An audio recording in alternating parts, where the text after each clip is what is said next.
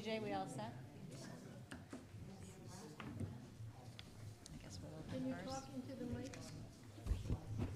Can we give you that mic? Can we give you that mic? No, we'll give it to you. We give it to Mike. We might need to ask a question.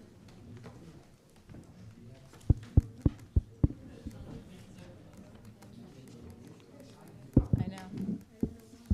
When you see, Mr. D'Agostino, when you see your wife tonight, say, Test. Claire O'Hara. Still not is working. asking how Is it Nurse working now? Bradford is doing. It must be. Everybody thought we hated her. North Smithfield Town Council meeting, March 9th, 2023. Madam Clerk, can you open us with a prayer and a pledge, please?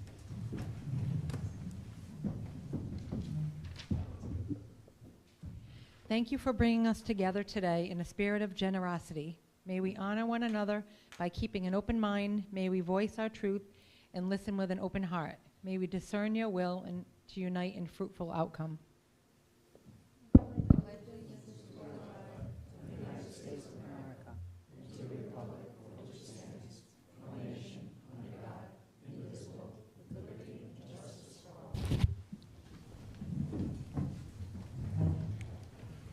Roll call, please. Mr. Beauregard? Here. Ms. Hamilton? Here. Mrs. O'Hara? Here, Mr. Ogier? Here. Ms. Al? Here. Did you want to open your meeting?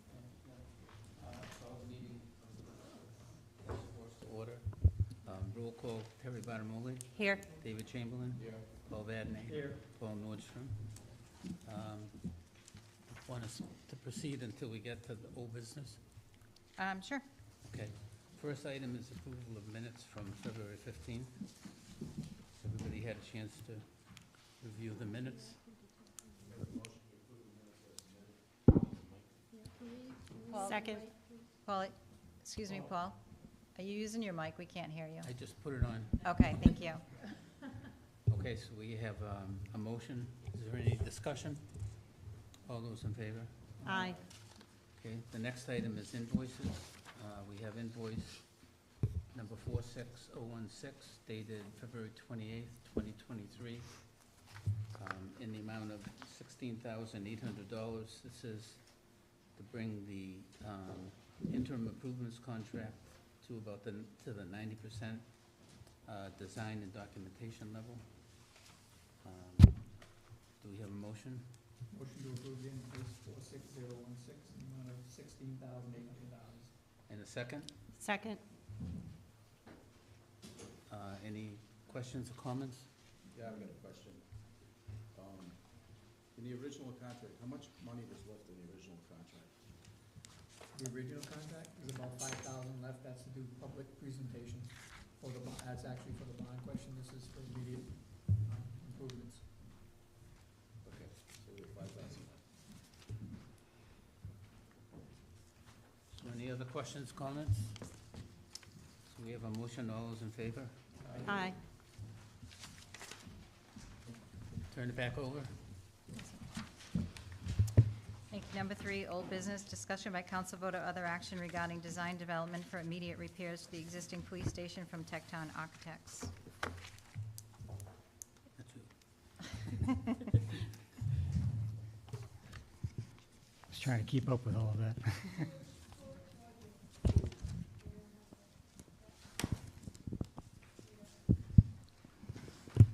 How's that?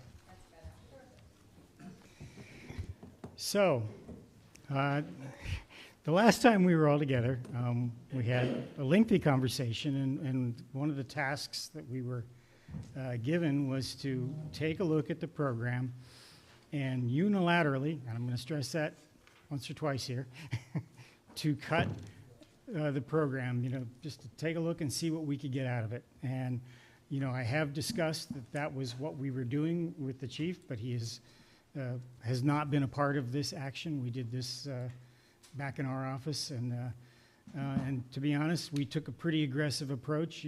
We had conversations last time about Sutton Police Station, and so we sort of kept the square footage of that police station in mind and set it roughly as a goal for what we hoped to achieve with the cuts. And again, this is an exercise of us saying, okay, can we squeeze this? Can we cut this? Can we get rid of components and see what we get? So, I want to emphasize that we did not work with the chief through any of these cuts, okay? So, Rebecca, if you will. So you'll see on the program sheet, there are 3 columns. Obviously, over on the left-hand side is, of course, the room headings, or the categories, and then the room names. But there are 3 columns on the right-hand side. One is the original program. That was the program that we originally prepared back when the needs assessment study was conducted. And then after having conversations with the community, we went back and did a reduced program. That program was, in fact, vetted out. It was part of the feedback that came into play for those cuts were the chief's visits to other stations. And then the column that's highlighted in orange there is what we did, reducing the square footage with a goal of getting somewhere near the Sutton range. So I will go through this as quickly as I can, but I want to make sure you understand where the cuts came from. I'm going to look at this sheet because I can't see that far. So the first category is the public space. Basically you start off with a lot of little things to make a reduction in square footage. So right off the bat, we reduced the size of the vestibule down to 60 square feet. We reduced the size of the lobby from 620 square feet to 450 square feet. That'll make a narrower space that we'll work around as we try to get access to all the various public components, which may be the training room, it may be the public restroom, certainly the dispatch and the records windows. We reduced the restroom sizes down. We'll do without a vestibule, and we'll arrange the door such that we can get the privacy with the door swing. Not always the most effective way, but it can be done. We'd already reduced, we reduced the public interview licensing room from 160 square feet to 120 square feet. So a little bit less seats at the table in that space. And of course, the upper lobby that had come out of play from the very original scheme, so that was at 0. That's when the court was upstairs. The next section is the training and community court, and the big move here, and this is a big move. We said the court's got to go somewhere else. So the court's gone, and with it, some other components that we'll find later, but also this gave us the opportunity to reduce the public parking demand on the site, which hopefully will give us some more room for a single-story building, should we go that way. Maybe with a little bit of provision if we want to create some opportunities for future growth sometime way down the road, but also just to help negotiate all of the congestion on the site, because where the existing building sits pushes new construction further back. The other big move is we reduced the number of seats in there. This is seats at training tables down to 32 occupants rather than 40. So that brings us down from 1,150 square feet to 960 square feet. Ultimately, that means if you have less furniture, then you can reduce your furniture storage room. And I will say that if you offload the tables, you can seat more in that in a chairs-only scenario like we see in the audience here today. Reduce the size of the kitchenette. Basically, we'll do a counter at the back of the room as opposed to a separate room.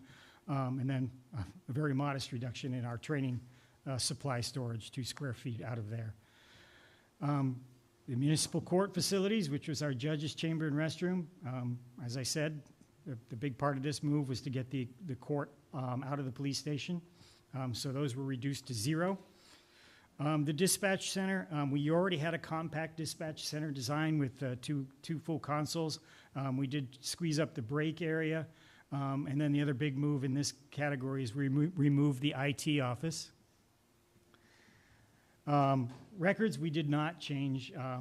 When we looked at the amount of square footage and the kind of storage in there, we didn't feel like a reduction in that area was sensible. Department administration, basically, as I said, you reduce it by taking a little bit here and there, so chief's office was reduced.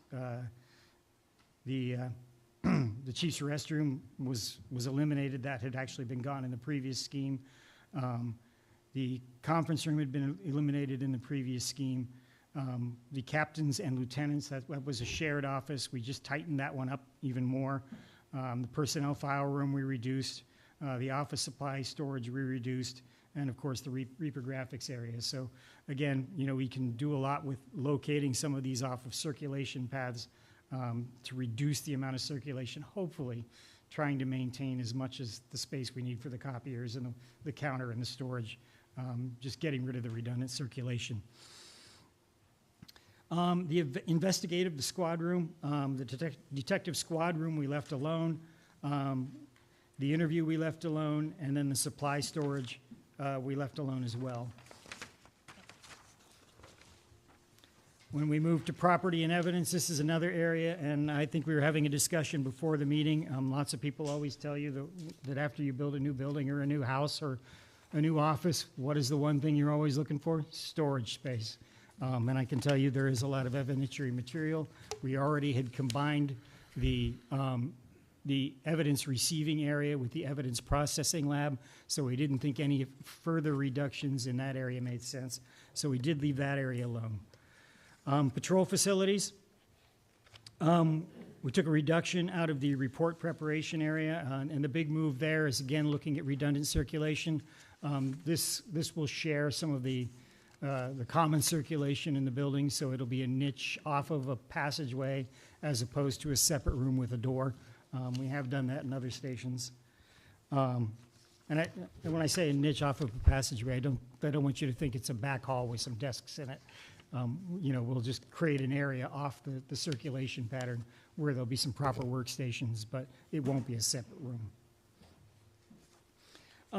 Department firearms, the armory, weapons cleaning, and the long gun storage. Again, we felt like those were proper sized, and again, the idea that storage is the thing that you're always looking for when you build new buildings. Staff facilities, we did take a reduction there. We reduced the total number of lockers, of police-size lockers, to 28. We do have 6 additional lockers in the dispatch area for the dispatchers. You still have other locker facilities in there. They're much smaller lockers, but the total count is 28. This, obviously, if there's a change in the community and there's a requirement for additional officers, you'll have little space for future growth in that category. You said the current contingent is? The current is 26, and So, the current is 26, and our projections showed around 27. The total department showed positions for 35 employees, so that's how we calculated the difference between the police-sized lockers within the locker rooms and the dispatchers. Also keeping in mind current trends across the nation when it comes to female to male gender ratios. We wanted to keep that above that 10% mark for the female growth within the department. and one of the things we've been doing for departments that where we have low growth capacity in there is trying to make sure that the locker areas of the male locker room and the female area are neighbors, such that if you did have a change in percentages of the male-female ratio with the movement of a simple stud wall, you could change the ratio. So even if you don't add, you can adjust for differences in the male-female ratio. And a lot of communities in the last 4 or 5 years have been telling us they're finding more great female candidates than male candidates. So we're seeing a change in that percentage ratio from what we had in years past. The restroom areas stayed the same, but it was the locker counts that reduced. The fitness room had been previously reduced. We did not touch it again. However, we tightened up the break room. And then we had some extra restrooms because sometimes office areas are remote from the patrol area, but we did combine those into a single unisex. So you have one restroom that will probably be somewhere proximate to the administrative, investigative areas. while the patrol officers will use what's in the locker room. Going to the prisoner area, again, some small reductions. We reduced the cruiser supply in the first aid closet. We reduced the square footage that we had designated for the decon shower. We'll go with a more compact arrangement for that. We did combine the arraignment bond room with the interview room. It is an arrangement we have used in the past. It was the preference of the department when we first programmed to keep those separate, but that is an arrangement we have done at other stations. And then, I don't know why the janitor closet went up 4 square feet there. Just keep the math consistent. The blanket storage went down 2 square feet. We did not reduce the number of cells. That had already been done in the previous iteration. Garage and storage, we did remove the PPE storage. That'll have to be combined with some other storage function in the facility. In this particular scheme, we took the square footage for all the vertical circulation. We were asked to look at this as a single story. So all of that square footage goes away. I will caution you that conventional wisdom is that it's cheaper to stack floors because you get less foundation, less roof area for square footage. However, that does come at the cost of all of that vertical circulation square footage. My gut says it's closer to a balance one way or the other. You save on square footage for circulation, but you spend a little bit more on envelope, foundations, and roofing. So that was a big cut. Because the building reduced, we reduced the size of the mechanical room. And because we anticipate it being on one floor, there is a janitor closet associated with the cell block. We only included one additional janitor closet since we anticipated all being on the same floor. That resulted in a total net area of 10,175 square feet. We use a 30% net to gross adjustment. And for anybody that is familiar with office space, you would see in a corporate office a substantially lower net to gross because police stations are made up of lots of small areas with security requirements. Typically, we're seeing anywhere from the 25 to 30% net to gross calculation. And for those of you who have no familiarity with that, that accounts for the hallways, it accounts for mechanical chases, it accounts for the thickness of walls, all of those things outside of the net areas that help make up a total building. And then the outbuilding, again, this was proposed as a way of doing a lesser cost construction for some of the vehicle storage. We did reduce the traffic storage. We have a single, basically a single bulk storage room that would have to accommodate traffic and bulk evidence material. And so that reduced from 1,242 square feet down at the bottom to 900 square feet. One thing I just wanted to note on that previous slide is that we did run the total square footage with the vertical circulation still included. Obviously, there is a trickle-down effect if you do keep those 2 means of egress and that elevator, an elevator machine room. So the total square footage for that 2-story scheme would be 14,480 compared to the 13,225. So about 1,255 square feet delta between those two. Just to clarify, it's not just 965 square feet once you add that in and work it into the overall math. Excuse me? Oh, that number? Yeah, so in a single-story scheme, we eliminated the square footage for stairs and elevators, an elevator machine room. If we were to use this reduced program but still do it as a 2-story building, you would have to add that square footage back, so you'd get an additional, the additional net area of the stairs and elevators, plus you also put a net to gross adjustment on that. So that's how that adds up to the 1,255. So it's the 400s, that was it? 400, 120, 145, that's 965 times 1.3 would get you that net to gross adjustment on it. And then I just covered the outbuilding. So basically, we've had a pretty substantial reduction in total square footage. I believe it was in the order of 3,800 square feet. If you move forward. We did take a look at what that means to the site needs assessment. The big change here was reducing the amount of public parking without the court need. We brought that down pretty significantly to about 20 spaces as opposed to 40, anticipating that you would have less of a public demand with the court off-site. That should help us on the overall availability of site, but again, the placement of the building on the site to avoid temporary facilities will still need to be behind the existing building. So we may, normally we like to have a front side and a back side to a police station where the public is parks on the front side and the staff is on the back side.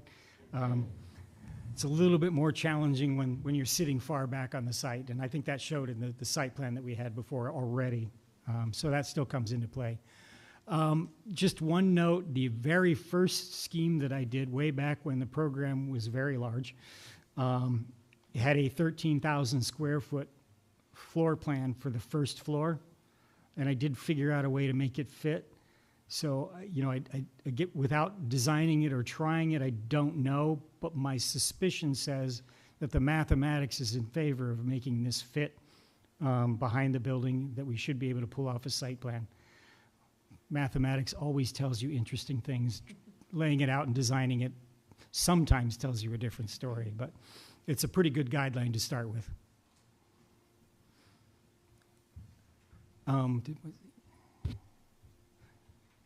Oh, and again, if we did consider the two-story version of this reduced program, I have no doubt that we would have sufficient. We'd be down to somewhere around the 9,000 square foot range, so we'd have an easier job of fitting that behind the existing building.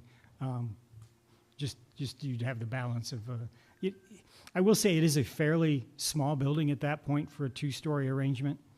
Usually, when we fall down to the 14,000 square foot range, we're thinking one story as opposed to two story. And the reason is a lot of times smaller police stations, there's a lot of things that want to be on the ground floor. And so you have a more difficult time balancing the floor plates. And so again, if you want to take advantage of less expensive construction, your upstairs is roughly the same size as your downstairs.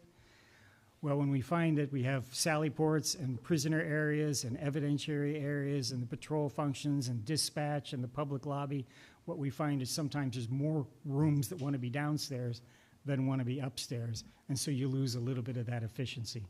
So I will say, once you get down to the 13,000 square foot range, I kind of would be in favor of pursuing it as a single story option. So right now, the current square footage is about 14,900, right? So it's going to, the current square footage of the existing building is about 14,000. Oh, of the Right, the entire existing building, yes. The existing building, right. So it's comparable in square Yes. footage, but a different configuration. Absolutely. Okay. Yeah, and one of the big challenges that we saw when we did the addition renovation scheme early on in the study, it's the multiple floor levels create some real challenges, not to mention the condition of the existing building. Sure, sure. Thanks. I've got a few questions. Jeff?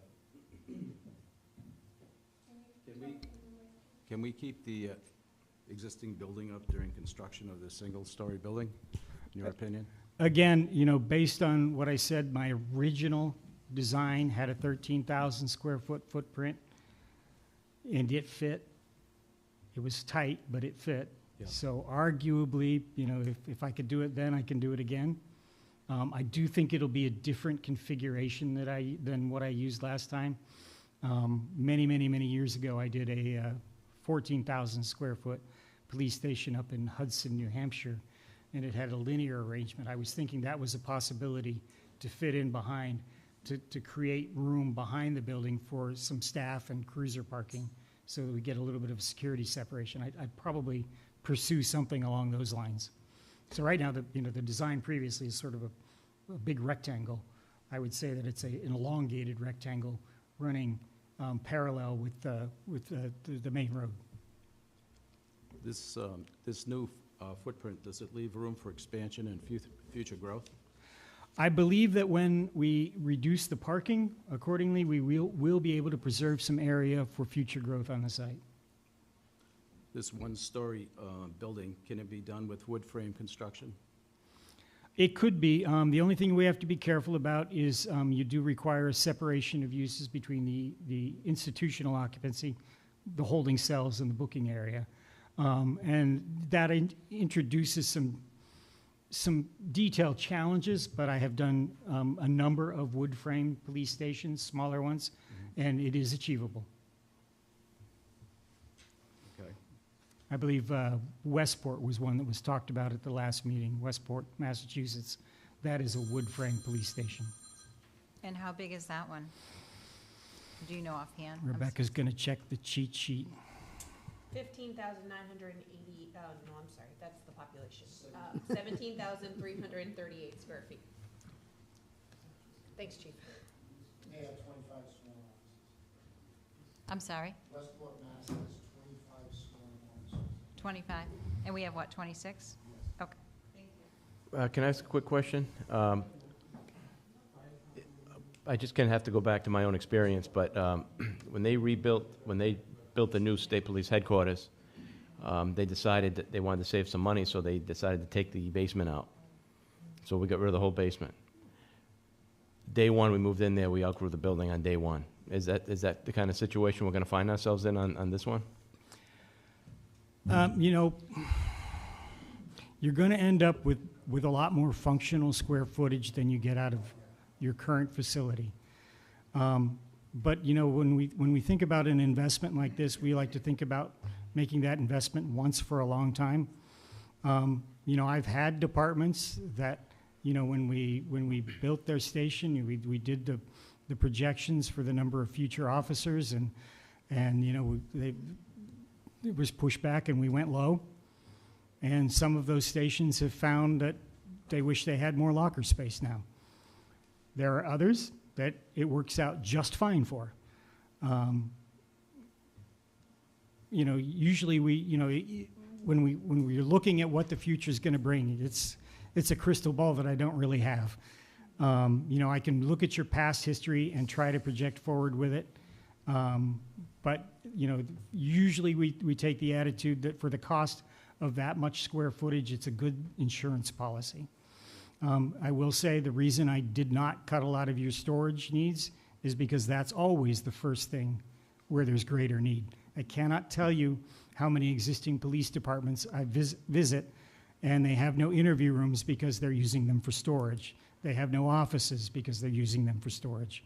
You know, the paper demands, the evidentiary storage demands, it's a never-increasing burden. We have seen some states that have started reducing the hard copy documentation regulations and giving some latitude for the disposal of certain property and evidentiary materials, but we see a lot more that are still holding the line on holding it, you know, for certain cases forever. And the other question I have is, if you go to page 2 on the top, you have the vehicle processing bay. Yes, sir. You eliminated that? Yes, sir. We'll have to share it with the second bay of the Sallyport. So there's still a spot to process vehicles? Yeah, typically what we'll do is we'll do a 2-bay Sallyport side by side, and we'll put a wire mesh partition down the middle with a gate through that. So you can use it for 2 Sallyports when you need it. If you do have a vehicle that you are actively processing, then you lock that gate, and you have a space to process that vehicle, and you have to work with 1 Sallyport during the interim. Okay. All right. Thank you.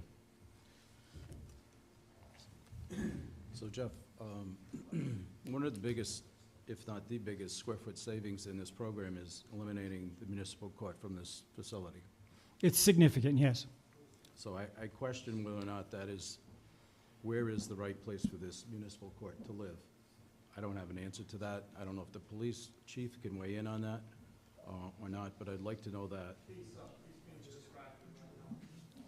And then the second question I have is, if in fact the municipal court were added into a single-story building this single-story building, would we have enough parking on this site?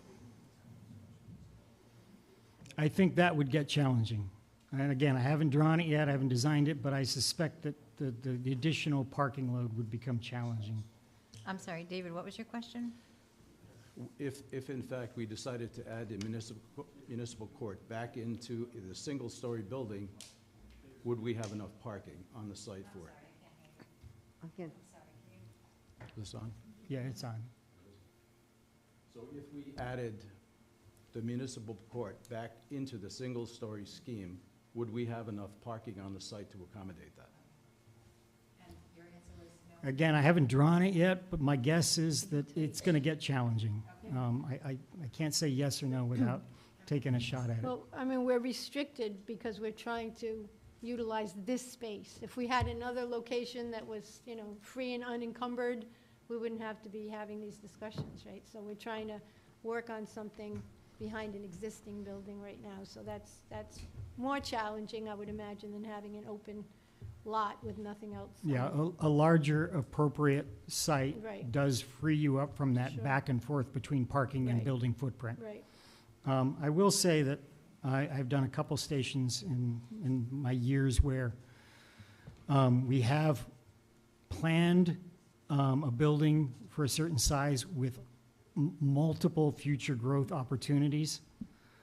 So for instance, you can design it so that, for instance, the locker rooms are at the end of a wing, and you could always add on to the end of the wing to add more lockers in the future. So, you know, say you get enough lockers that'll do you 20 years, but on, you know, year 25, you find that you need more, you could do a small addition and expand that. And we've done it so you could add cells. We've done it so you could expand a training room. We've done it so you could expand office space. The one thing that is very handy if you're going to do that kind of an approach is you need a bigger site Yep. for that. Now, you can pre-plan a vertical addition for the future as well. It means that you're going to spend more on the steel or the structure, and you'll have to create a deck that can support that future floor. You'll have to pre-plan where elevators and stairs would go. We've done that a couple times over the years where they pre-planned a future vertical expansion as well.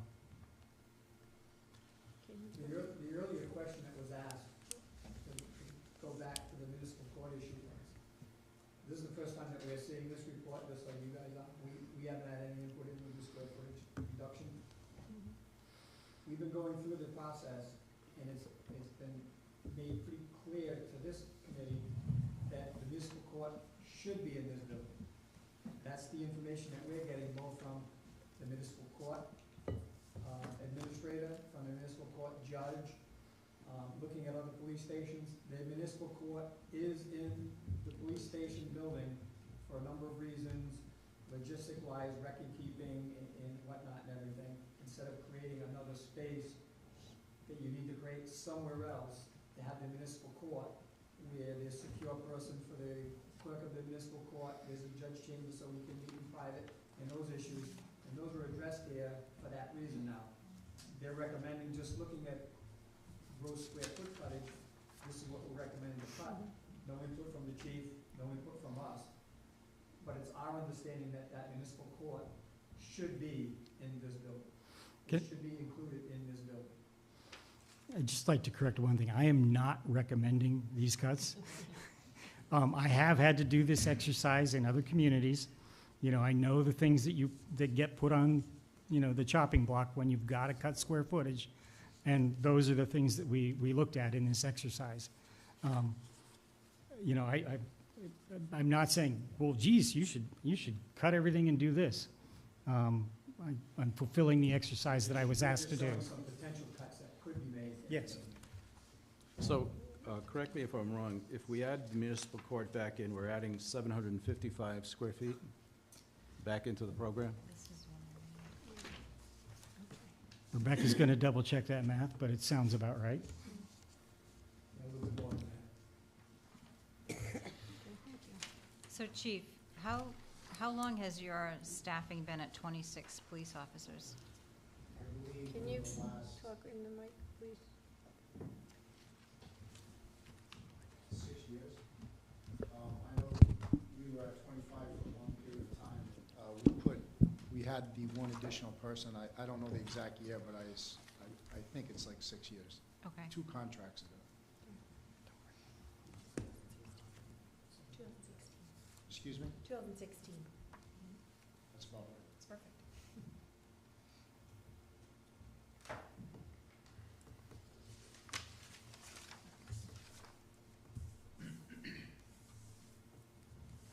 Can I ask a question? Is that okay, Madam President?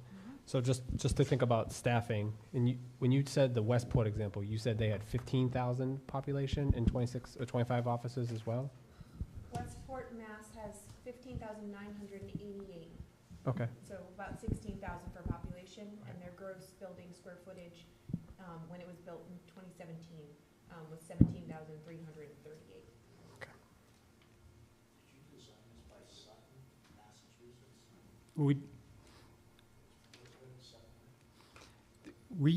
We had talked about Sutton at the last meeting, so we used that as a reference point when we were making the cuts to the program. Now, we did do Sutton. Massachusetts? Yes, There's 15 sworn officers in Sutton, Mass. that's correct. 15? 15. There's 4 dispatchers and 4 part-timers. Okay.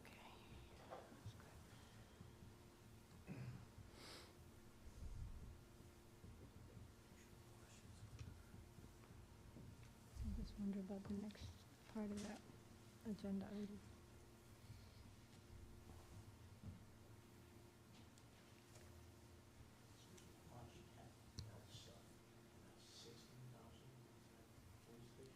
Let's talk after. The Sutton's square footage size? 12. What is it? 12.6. Yeah, Sutton, Massachusetts, so, manager. That's The Sutton, Massachusetts statistics are, so their population in 2018 was 9,334. Their building gross square footage was 12,622 square feet, with 15 sworn officers plus citizens. Thank you.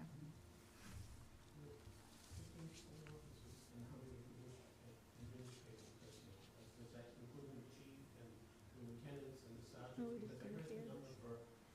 Westport, I disagree with that number. I go by Westport Police regularly, and I did it sometimes I was in Counsel, and I thought it had a larger police department than we do, and I checked, and they do. They have 20 officers, 7 sergeants, a chief of police, a deputy police lieutenant. There are 30 officers in that building, plus the 5 dispatchers. So it is bigger Yeah, force in that building. and again, our numbers are from when we did the project. I haven't gone back to check with them recently. 6 years ago? Yeah. Anybody have any more questions? I actually have a question for us. I don't know what steps we are going to take tonight, but I don't feel comfortable doing anything until these guys, the building committee, it's the first time they're seeing this, and I want them to either give us a thumbs up or the thumbs down on this before I'm ready to make a decision on this. And the chief hasn't even gone through and taken a look at this yet, so I'm not ready tonight to go forward with anything until I get the word from the building committee and from the chief that, they give their blessing on this plan. Yeah, this is the first time everyone sees it. I Right. don't think anyone was prepared to make a, Okay, I mean, as far as going forward with anything, Right, right, yeah. I think we need to get, do some public meetings and get a little bit more information out to the public before we even think that we're going to make a decision which way we're going to go, right? Well, at the very least. But we got to hear I'd like to hear what the building committee thinks of this new plan and what it's going to look like, and of course, I want to hear what the chief has to say. Yeah, I think this is just a preliminary, All right. too. Yeah, I don't think we're ready to, everybody's got to weigh in. So now with this reduction in space, what are we figuring reduction in price-wise? You knew that was coming, right? I was just double checking that that was what was coming up next here. Yeah, I figured you would check into And that. again, you know, I always hesitate. I told the story about mathematics earlier. You know, we can take what we see for square footage costs and multiply it by square footage.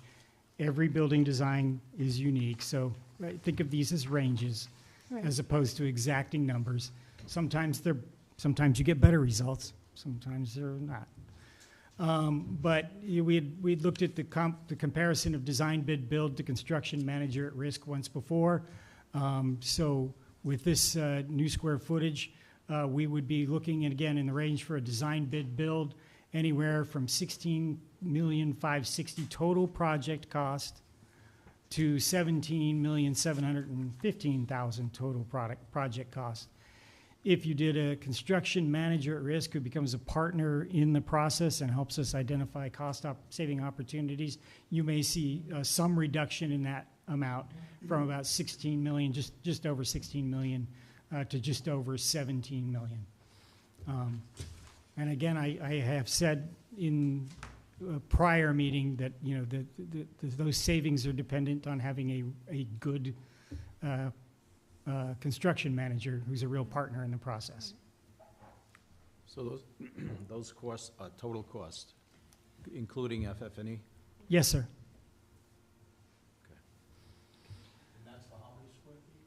That's for the 13,200 plus the 900 square foot outbuilding. I will say the higher end of the range would probably cover your two-story options at 14,000 plus the outbuilding. Yes, the scary numbers these days. The 16.5 would be a two-story, is that what you're saying? No. No, the higher number would probably be the two-story. But again, Oh, the 17, okay. it's based on square footage. We know that the two-story option has more square footage. The actual designs, if I were to design two of them and have an estimator estimate them, I think they'd come in closer.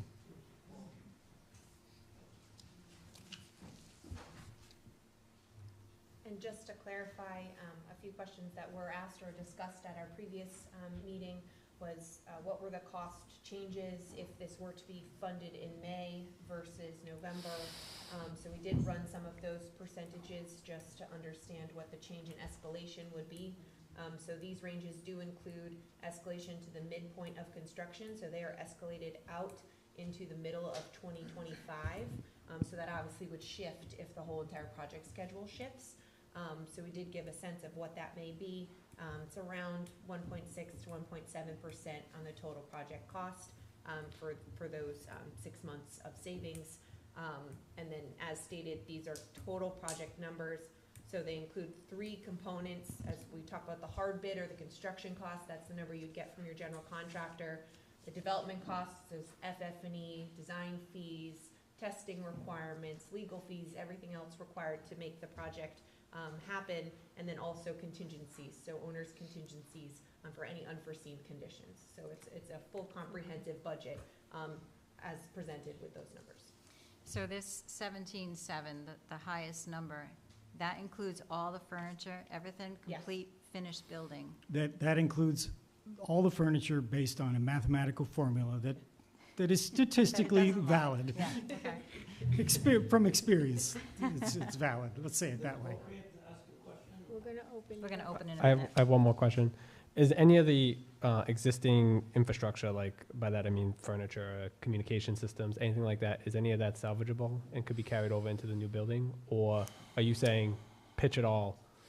You could certainly do an inventory. I know the chief has a nice desk. Yeah, as far as the dispatch council needs to be pitched. Yes, It's I would agree with that very one. archaic, and it's 1980 technology. And in just doing that, some of the research I've done recently shows that a lot of communities go out for grants for communications and other technology and other stuff for the inside of the building. I'm assuming we haven't gotten to that point yet. Yeah, we haven't gotten to that point. Grant opportunities change all the time. Sometimes there's really great ones out there to pursue, and we've helped a number of departments, with the technical side of information for a grant application. We periodically check, the federal websites and look to see what's out there. Most most of them out there. Well, of course, we had a period where there were lots of grants for PPE, but most of the grants we've seen have been for training-related costs these days. Bricks and mortars is a rare one to see, although there has been some whispers both on the federal level and at some state levels about providing some grants for public safety. So, Oh, I'm sorry, sorry. go ahead. So to that regard, I spoke to Chris Albert, who's the Chief of Staff for Senator Reid today. And essentially, he said there were no money available through this infrastructure bill that was passed. That money was dedicated for roads and bridges, but not, even though I consider this infrastructure, they didn't. He said that there should be money available through the ARPA funding, through COVID Relief Act and Recovery, and also applications for state grants. He felt there might already be one in place. Have we already filed for a state grant for this? Well, previously, there's a lot of misconception about the grant Can- regarding Paul, can you speak into the Can you mic? speak in the mic, Can you please? grab that mic, please? There is a lot of, we on? There's a lot of misconception about the grant that we were awarded for $4 million for Scouters Hall multi-generational center. We applied for 5, we received 4. There is no match required. Can I make that for the 3rd time in public? There is no match required. The first grant that we applied for was grant money for the police station. That was our first priority. It was rejected. So we were fortunate enough to come away with $4 million for Scouters Hall multi-generational complex. So the reason it was rejected was because of the demographics of North Smithfield. We're certainly in there pitching and trying to get this. We recently were fortunate enough to receive a $360,000 COPS. It's an acronym so that we can buy police cruisers, radar boards that tell you you're going too fast, drones, and other equipment that the town needs. So we've applied, we have applied, we will continue to apply, and as recently as Monday night, Town Council hired a grant writer who's very proficient in writing grants and understands all the folks in the senator's office and the congressman's office, and has been doing this for a while. So I think we're in a good position to seek grants. It's the demographics of North Smithfield may not be in our favor, but we will continue to pursue that. I understand. Can I, Thank you. can I ask a follow-up question, though?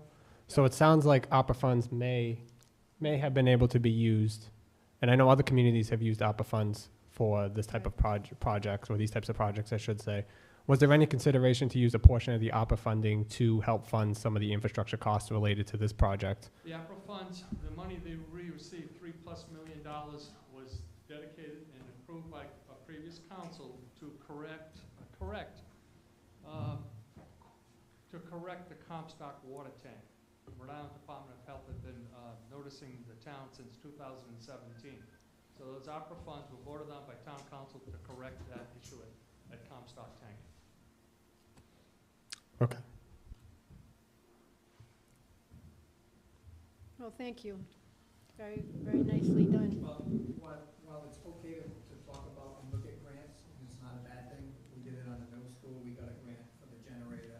We got grants from National Grid for doing energy efficiency programs, and they help offset what you spend on a project, but it doesn't change what you need to seek for the project. You can't go into this thing thinking, oh, we're gonna apply for these grants and we'll ask for less money. The bottom line is, the budget becomes the budget. The grants just mean, and you heard from bond counsel when Ellen was here 2 weeks ago, 3 weeks ago, where she said, just because you ask for a number, doesn't mean you have to spend that number. That's just ceiling of the number. And so if we're able to get grants from federal government, from the state or whatever, it just means we don't borrow all of the money that we need. But it doesn't change, you can't change the budget number, assuming there are grants out there. You follow what I'm saying? Yeah. We can't go down that road because we'll end up short. No, but it's good to at least have it on the table. Right. And so, and I know I've mentioned Sutton before, but now were you part of the the process of them getting a lot of grant? 'Cause I remember the officer I spoke to, who was part of the bill, she kind of ran the building, I don't remember her name, sorry, but she said like the dispatch desks that were really, really nice, they had their own, AC in them, and they, could stand up or sit down. She said that was all funded by grants. The rolling files were a grant, a lot of the furniture was grant, so is that something that you did assist them, or was that something that Sutton was just very proactive with and did it on their own? We had nothing to do with the communications equipment grants. We did help them with some of the other furniture applications, just again, providing technical information for the application. We've done that a number of times, just giving the technical data. I'm an architect, I'm not a grant writer, but I can give the information, that we have that can help a grant writer, so. Yeah, well, that's what I mean, because, you said sometimes you assist with that. I didn't know if that Yeah. was that the information that you had kind of given them and they had gone running with it, or? That's they correct, just did yes. not? Okay. Does anyone have any more questions? I have one more question. So if we go back and begin to look at this thing and then try to rework the square footage and go through this effort, do we have enough money left in your contract to do this?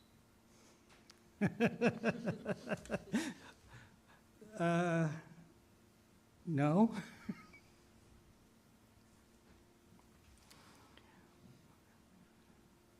Okay. Let me explain.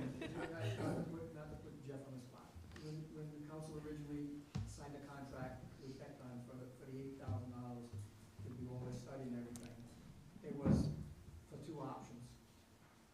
We've already looked at two, now you're looking at a third, maybe a fourth. And so we're aware that we're stretching it, that we're pushing them, and they're aware of it too. So in that contract, though, it does say that there's fees based on who's doing the services, additional fees if needed. And so we continue to work with them, but I think the question is, you need to know that it's gonna cost more money to continue to go forward. Understood. Yeah, the exercise is like what we did here, that's an ask I can, handle. If I'm designing a new building, that's a bit bigger lift and involves No, understood, yeah. more than us taking the laptop to lunch and crunching some numbers. Any further questions from either board? Anyone want to entertain a motion to open up to public comment? Do we want to go to this first or no? Are we discussing the immediate repairs? That's on the agenda. Yeah, I don't think we talked about that yet. Yeah. That's, Yeah, we actually started at number 2, but we didn't discuss the immediate. so we will get to that, though? We can. Okay. Do we want to, If the president wants to have public comment, she can more than, and then we can yeah, go on to the other yeah, you can more than welcome to do that within your, Does anyone want to entertain a motion? I'll make a motion that we open to public comment. I'll second. All right, we have a motion, a second. Any other comments? Discussion? Roll call, please. yes. Yes. Yes? Yes. Yes. Anyone like to comment? Open discussion? To the podium, please. Mr. D'Agostino.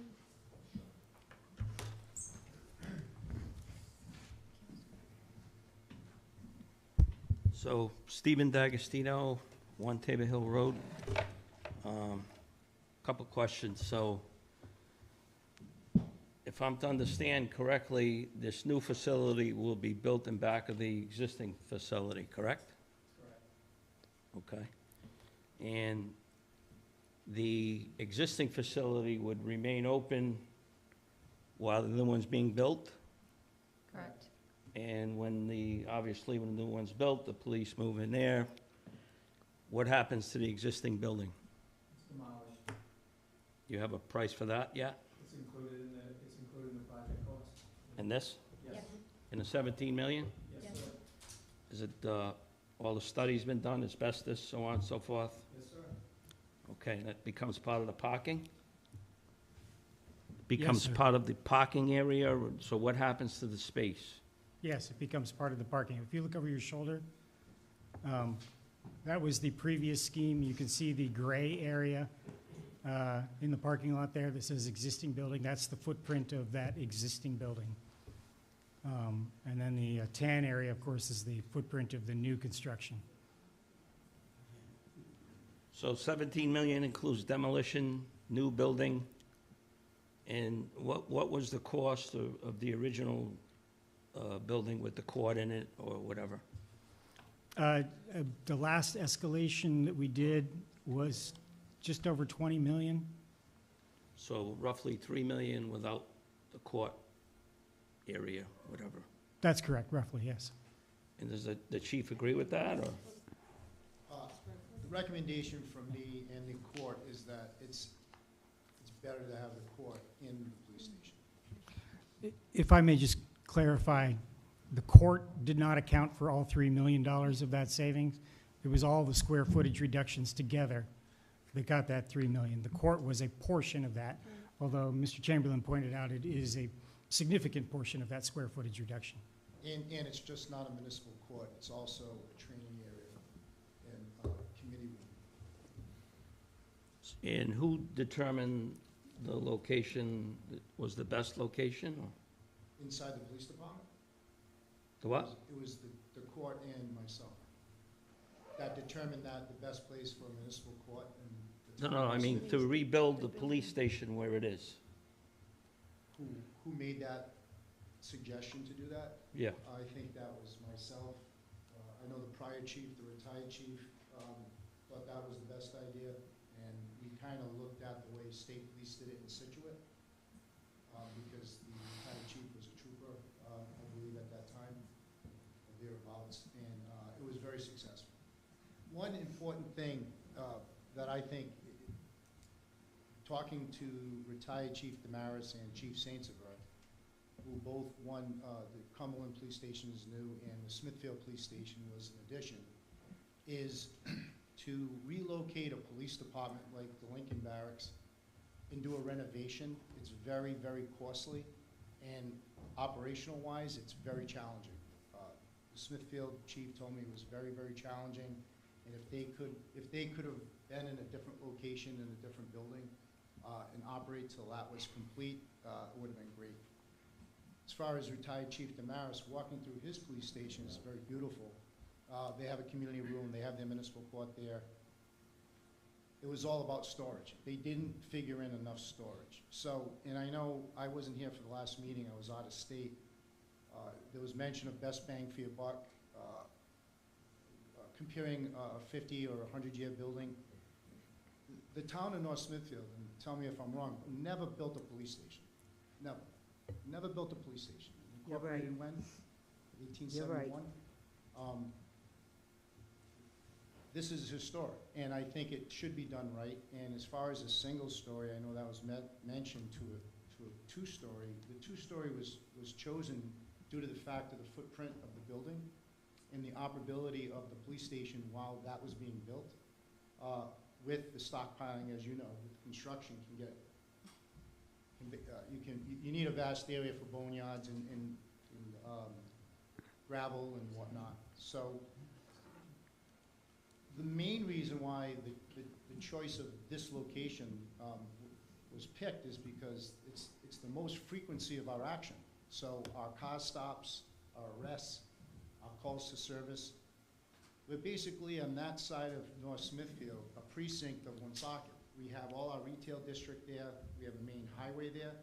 So it's like the tale of two towns.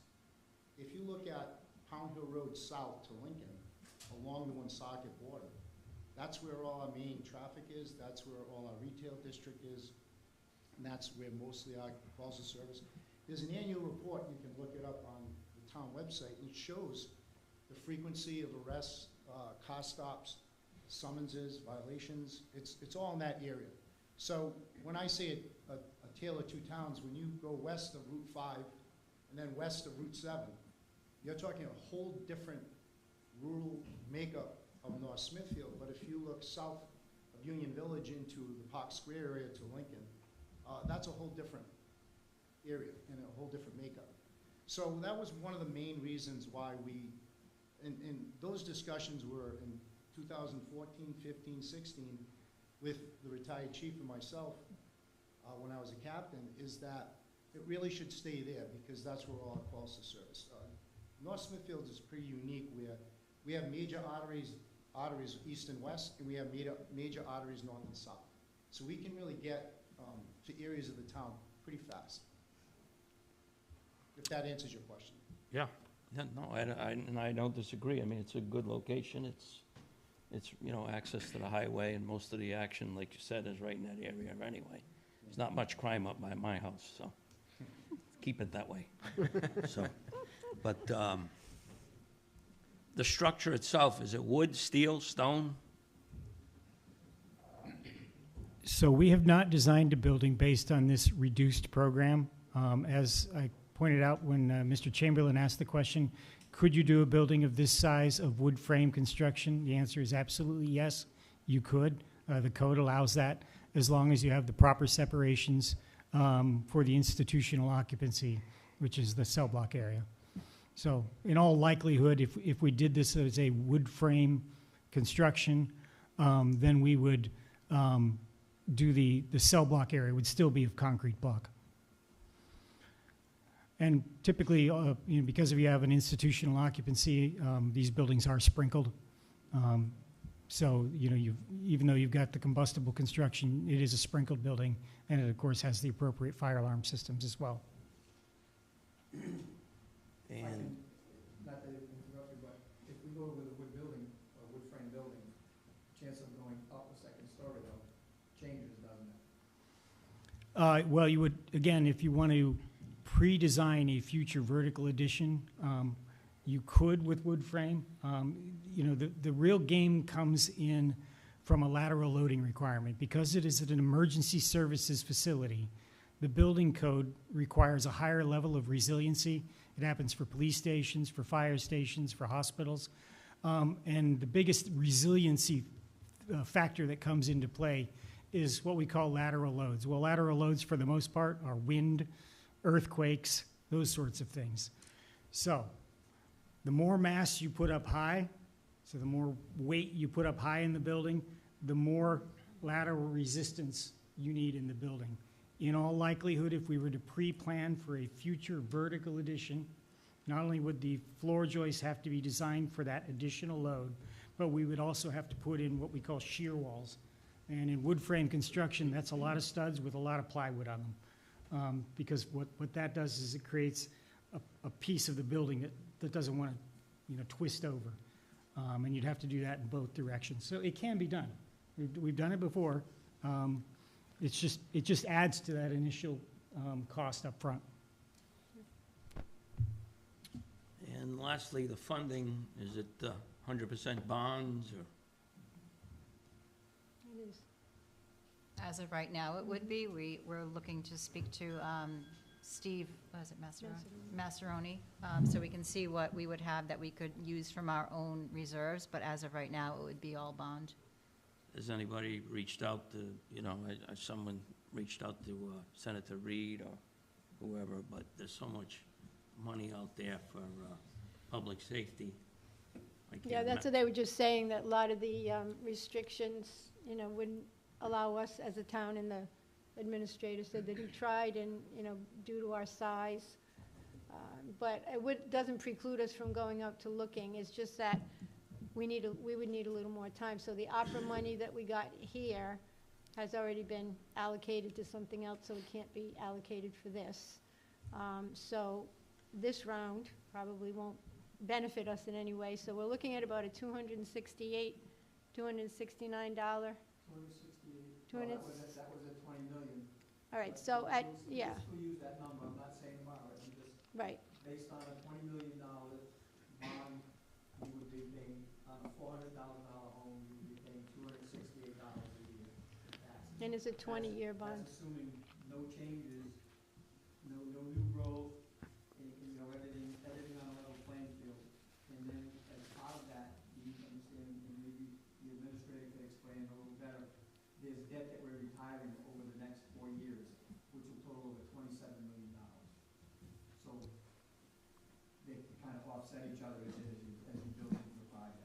So, So the impact on an actual homeowner will decrease over time. decrease, you said? Decrease. Yeah, but are you also, He's saying really. Taxes are gonna come down. They're not gonna continue to go up, because as you add $20 million a day, you're gonna retire $27 million. but you're also not taking into consideration the depreciation of the tangibles too. So now, so your tangible, right, so your tangible taxes are gonna, our base is gonna go down, so we're not gonna, it's not gonna go down. And that's just one project, right? That's what we have to tell people. This is just one project that we're talking about. Right. So what we're trying to do is gather financial information so that we can see what we're retiring, what, you know, what's in our future, in the near future, in the long-term future, what, you know, types of amortization there would be. It could change, you know, but it's not gonna change that dramatically. It'll be in that 268 for this project, Right. and then when we have other projects, we'll be adding on to that. So probably, flat as far as taxes or whatever, because you're offsetting. Over years, not for the first several Not- years, right, right? not initially, right, yeah. And it Well, will I- depend on other projects, yeah. Finally, I can't envision, if you're gonna take on this project, where, you wouldn't put a municipal court there, I mean, if the chief feels that's the right approach, so. Yep. So, that's it, thank you. Thank Address one thing, though. We did have a grant writer speaking to us the other day, and what Mrs. Zelinski, if you recall, what she did say was... Oh, I thought it was on. What she did say was, although you already have the APRA money earmarked for the repairs that you mentioned, there's a possibility there may be grants available for those repairs, which would free up the APRA money, in which case we could use now on either the police station or some other important projects in town. That's correct. I think it's been alluded to, everybody has had access to the audit that was completed for June 2022. There are bonds retiring. Right. And I went upstairs and jotted them down. December, it's a small bond. Yeah. But maybe not, to me, it's not a small bond. $545,000 this December. June of 2026, we're retiring $7,350,000. July 2/28, retiring $1,441,000. May 2020, this is public record, it's in the audit if you want to look at it. May 2028, retiring $17 million, and April 2026, retiring another $3,550,000. So bonds are retiring. Something to keep in mind when you make your decisions. Can I just ask something, though? I know at the last meeting, we asked to have a projection, though, for the finances for this meeting. And I know we don't have it, and I know there's some turnover in the finance office, so I can understand the I delay. appreciate you recognizing that. But I think it would be really helpful, because I think we're almost at a point where we're kind of getting towards what's the financial future look like, and I don't think you can accurately say that it's a one-to-one, like just because debt's retiring, like as President Elf said, like the tangible base is going down, there's other factors at play. It's a false narrative if you say, oh, your taxes are going to go down over time, because they have not gone down. And then you get a reval, it all shifts so much. And we don't know what the future growth is for commercial revenue in this town. There is other projects that are coming down the pike as well. So I think you almost need to look at the cumulative tax increase as well. I mean, we hope Scouters comes in at $4 million, but we don't know if there's going to be additional cost overages or et cetera due to supplies and all those types of things. So I think just getting a financial picture might be really helpful too, to help determine some of our next steps. The priority of the incoming financial director of finance is to create that for you. Keep in mind with COVID, compliance with these requirements, it was not been the best for all the communities. But in conversation with him, he's going to make that a priority to get that in front of the town council. Yeah, we can't make any decisions until we get that. Understood, but understand the variables here. You cannot predict growth. There is a plan right now to put in over 91 houses in a subdivision in this community. Does it happen? We don't know. You got to think about the impact of 91 houses and the impact on the school system, the municipal services such as police, fire, snow removal, trash. So Many times we get applications or inquiries into development and they don't come to fruition. So it is a crystal ball, is what it is. But we will certainly have that for you when the finance director gets comfortable and he can create those. Thank you. And last but not least, don't forget the roads in the town as well. There's always a Right, that's exactly right. tremendous need for upgrades that I see, so, thank you. Thank you. Anybody else like to get up with comment? Come on, Tommy. Like old times. Like, oh, Tell us what you think. sure you do. Tom McGee, 125 Black Plain Road. You can't hear me? Now you're good.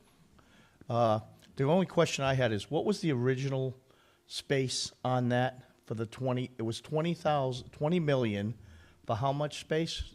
Was it 21 square feet? 1,000 square feet? Yeah, so the $20 million price point that was discussed at our last meeting was a reduced program. That was a reduced. That was reduced, so that was, I'll call it version 2. That was for 17,967 square feet. The original scheme, first scheme, was 21,600. For 20,000. 21,700 square feet. So it's a Come down, $1 million for every 100,000 square feet. Okay.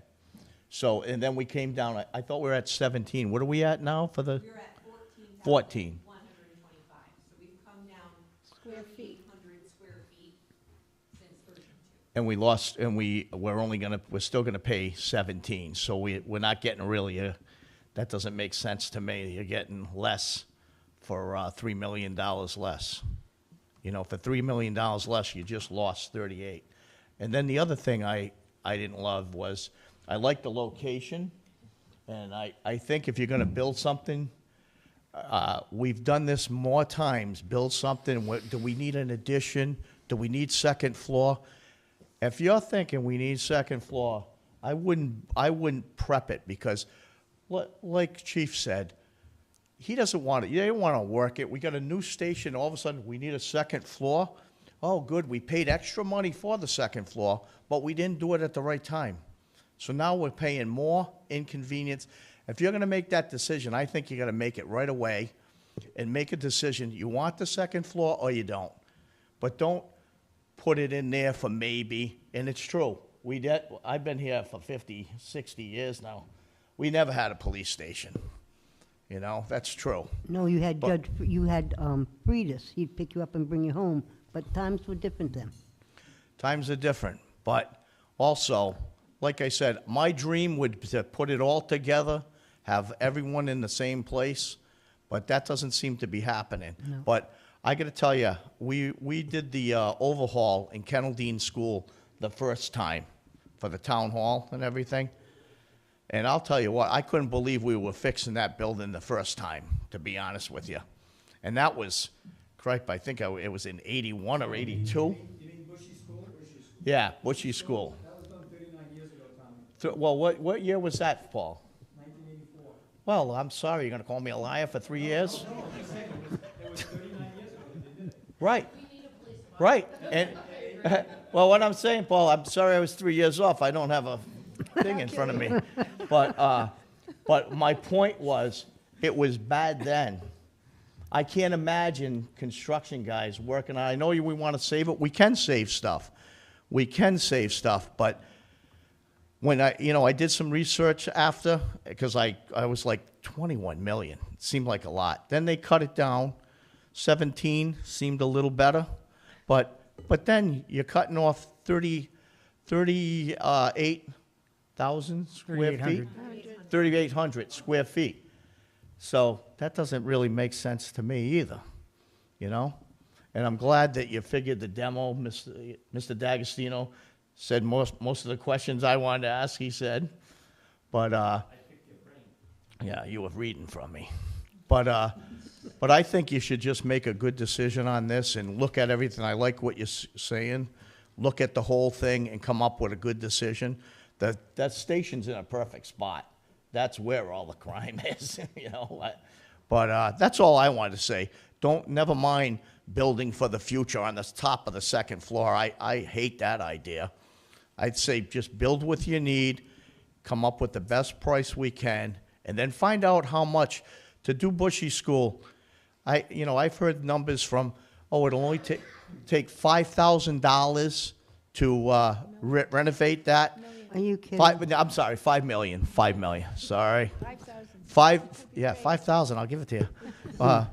So $5 million I heard, and then everyone said that's a really low number, and then someone said it was probably 10, and at that point, it doesn't even make sense.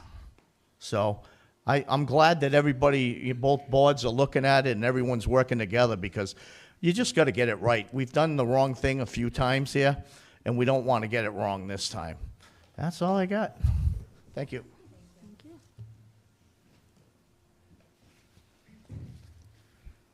Anyone else?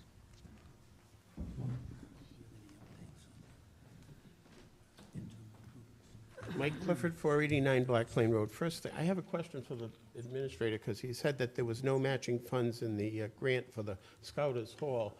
And I read the grant application online, the print of it, and... Mike, can we stay on focus with We're the not police talking about station? that now. and Well, then why did he bring it up? Because you're talking about the revenue, and it did say in the application, it was checked off, what are you looking for? And then it said, how much will the community spend? And it said $1 million, and then it asked a question, where will those funds come from? And it said bond or fund balance. So I don't know why we're saying, I mean, was that in there for nothing? We don't have to honor what we said in the I'll be application? happy to answer that question. Mr. Clifford, why don't you review that bond application again? I know it was sent to you electronically. Please look at page 16. That's all I have to say. Okay, I'll look at it. There you go. But I did read correctly, though, doesn't it, in the application, didn't you say that? No, Mr. Clifford, that's not what was said. Okay, I'll print it up. The other thing is, every time we come here to the meetings, we have that prayer, the new prayer that's read, and there's a phrase in there about keep an open mind. And I never pray so hard in my life when I hear that, because I don't feel we keep an open mind. You've already dismissed the renovation, or some of you have rather, of the current police station. And 3 of you have never even seen or participated in looking at the plans with the architect and understanding what was going to be done. I don't call that being open-minded, to refuse to meet with that architect and look at it. And Tommy said, okay, what is the cost? 5 million, 4 million, 6 million, 20 million? You won't know unless you spend a nominal amount of money to have that architect have a meet with him, discuss the plans again, have it reviewed by the chief, and then have a cost estimator come up with the price, and we'll know it. Because I'm going to stick with my $5 to $6 million figure, because I've spoken to some architects, so who have reviewed the plans. And so I'm just going to say that. The other thing is, I don't think, I'd like to know how much is budgeted for the demolition, and like Mr. D'Agostino was asking. How much did you budget in that budget for demolition and asbestos removal? If you could break it down.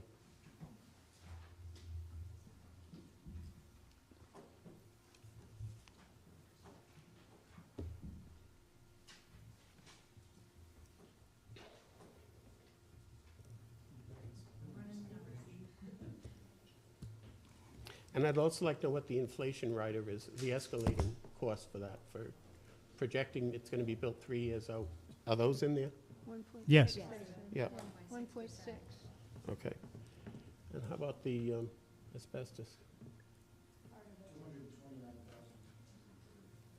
For the asbestos removal? But chief, that's not marked up costs. That's what I'm running. Yeah. Yeah, that's the raw cost, and then you've got to put the general contractor markups on it, so, as well as the escalation. So can I just ask a clarifying question when she does that? So the 17 million, is that with all the markup cost, or is this just the raw number? No, that's all. Okay, perfect. I just can't, if I just pull the number out of the yes. If I pull the number out of the budget, it's not marked up. That's the line item I have. Yeah, when we go through our budget sheets, we start with the estimator's estimate of the actual construction cost for every piece of work. And then they provide us with the general contractor's overhead and profit and markups. Those changed based on the size of the project and the timing. And then we add some of the additional costs using some of our consultants, for instance, the abatement cost based on what we had in the previous report that was provided us to the onset. Our hygienist, gave us an estimated number for the abatement. We add all of that together, and then we still have to put on the escalation costs and some design contingency as well. So that's what Rebecca's trying to add to that raw number so we can give it to you.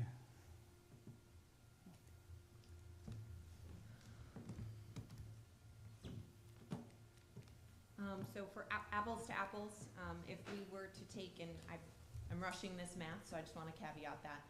If I take our base building demolition and hazardous material abatement allowance, and I take those and I apply the general conditions, bonds and insurance, overhead and profit, contingency and appropriate escalation, again, that is according to this schedule. So you could modify that escalation if it were to be done separately. This is according to the full project schedule. The total of that would be around $870,000 for the general, for design bid builds. If you did that for a construction manager, just again, apples to apples, because those are the costs we talk about, that was around $750,000. So in that range, but again, that is escalated out to the middle of 2025. So if you wanted more exact numbers, I'd need more time to run those. Okay. I'd like to know too, everybody's hopping on the location, and it's a great location. I'm going to be a minority of people in this room who think it's a great location. Because to me, as a homeowner and a taxpayer in the town, it's just as important that the police respond in a timely manner to my home in the event of an emergency versus going to Walmart and arresting someone for a break-in. I could have someone at my house breaking in. So that's why I do like the idea of it being centrally located in the town. And, I never understood that argument either, because the cars are on the road. So if you need, if most of your action's coming from that, why aren't there 4 police cars on that area, and then the other 3, on the rural areas? But I'm not buying it. And I also think, okay, we're going to spend $800,000 to knock it down. I'd love to know what the market value of that building is an as-is condition on that piece of land in that area. Tenzar's studio, which was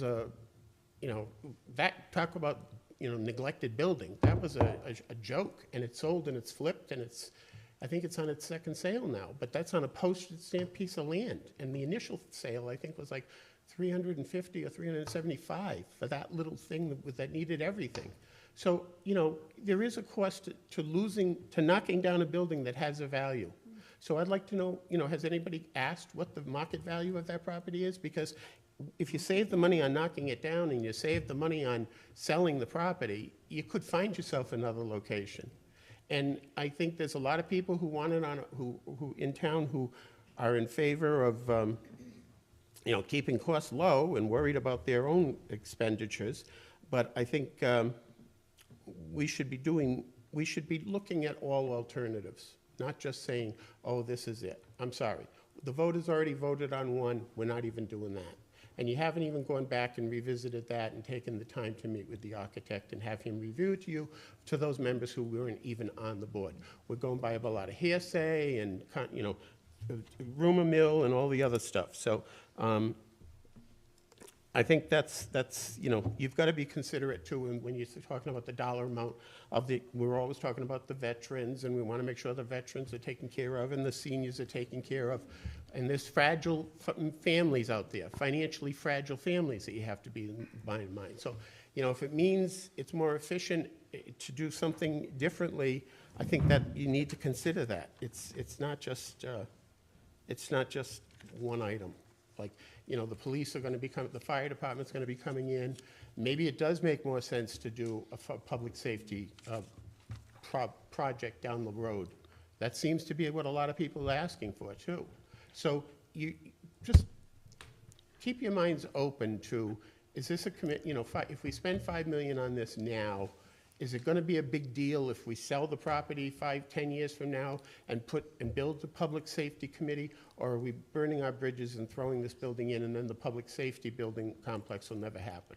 And I'm not for or against the public safety complex, but I hear a lot of arguments for it, and I know the firemen are waiting in the wings for something to be built for them. They don't even own the building. I mean, we don't even own those buildings. Mr. Vadney, when did we start talking about the police department? When we went to see it in the poor condition? What year was that? When all this started? When we had tours of the building, Even before. You know, I lived next to the building. I taught in the building. My father graduated in the building, and it should have been taken down about 20 years ago. This town is this town, between you and I, by the time we get to build it, it's ridiculous. It'll be 10 times the amount. We're gonna sell that building? Listen, pray for a tornado, and that's the way it's gonna go down. We're not gonna get that. This is what we're facing right now. This is what the town is facing, kind of like your argument about space.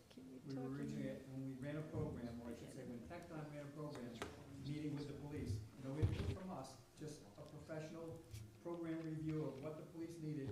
This is the square footage, they did a test fit, this is how much space they needed. It came in high to some people, in a high number. Go back, revisit it. We came down at 17. In the meantime, construction prices went through the roof. It cost us more to do less buildings a year later because of, with the economic impact of all the prices going up and escalation and everything. And so that's what we're facing now is every time that we take another year to look at this and we cut another 1,000 square feet, price goes up even more. And so it's a chasing game. Steve, you gotta see this, right? And so that's what we're facing. And so we cut 4,000 square feet out of the original program, and I think our price went up $2 million. And so we're chasing our tail right now. And so we need to find what that number is, and what the cost is, what the square footage is, the right square footage. I agree with you, Tommy. We need to do this right. We need to do it because we don't want to do this in 10 years again. We want to do this and not worry about it, and not have our kids worry about it. It's a 50-year project. They did that when they did the high school. The high school now is 60 years old. That's the original building. They're changing the windows on it now, which is a good thing. Other than that, that's the original building. You've got a middle school, it's already 16 years old in middle school. Look at the condition that it's in. You have to pay to get quality. And when you get quality, it lasts a long time. And our policemen, it is shameful that these men are working in those conditions. There's women too. Oh, I'm sorry. Well, And you know, that's the other thing, Tommy, when they did that building over 30 years ago, there were only 8 policemen on the force. That counted the chief. Now there's 26 in the same building. You tripled the size of the force, and you've added women into the mix. And it's not sexist, it's just reality, that you've added women. The price is just shocking. it is. But all prices are Well, shocking. the price is shocking, but you have, and I asked this question, compared to what though? Look at what they're spending to build schools today. We built the middle school for $31 million, which was a lot of money 16 years ago. East Providence just opened their new high school, $180 million. South Kingston, I think, or Narragansett is looking to build a new high school, $200 million. Tucker's building one for $235 million. So you have to look at what the market is. We're not building a home. We're building a different kind of a building. But we're also not that size a community either. Our community isn't that size either, so that's what you have to compare it to. I'm just saying though. Yeah. You've got to put it into comparison of the construction costs are way up there right now. It's not 10 years ago. It's not 15 years ago. So can I just get some clarification on something? So the original building was 1,008 per square foot, and that was at the market wages of today, right? So now, why would this one be up like $214 per, like, what creates that increase of square footage? Because it's like, it'd be, because now it's what, like 1,222 per square foot, right? So what would be the increase when, with less square footage? I just want to try, I want to make sure I'm understanding your question. So the original building, wasn't it Yep. 1,008 per square foot? Was $1,000 and it was about 1,000, yep, okay. So now if we look at the square footage and the price, now it's like 1,222 per square foot, right? Because we're at 14,480 square feet at 17,700. So from a cost standpoint, from a cost per square footage standpoint, they are very equitable. Those were ranges on two different square footage numbers.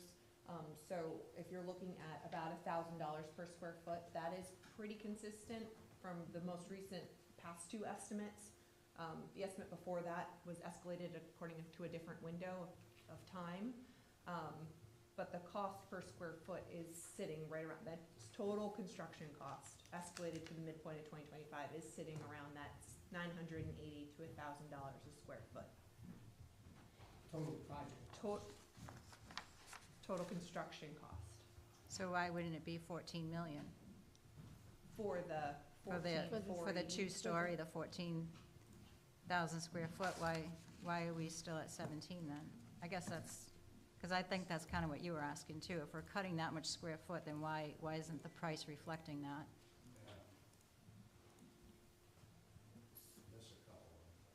So at the 14,125. Can you talk into All right, that microphone? I wrote please? down 14,480 square feet, but maybe that wasn't the right number. So that's the two-story scheme, yes. Right, So right. the number I'm looking at was the single-story scheme. So that is about the 14,125.